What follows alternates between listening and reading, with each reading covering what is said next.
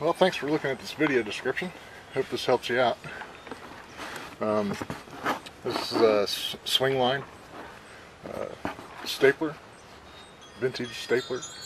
It's a number 13.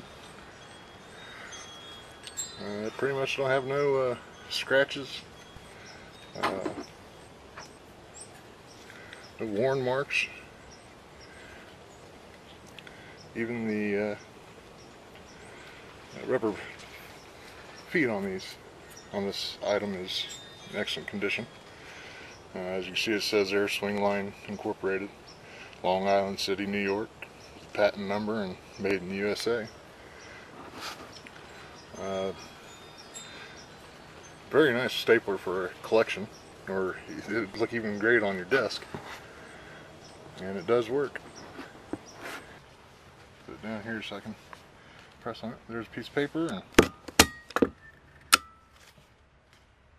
you go. Hope this helps you out, and thanks for watching.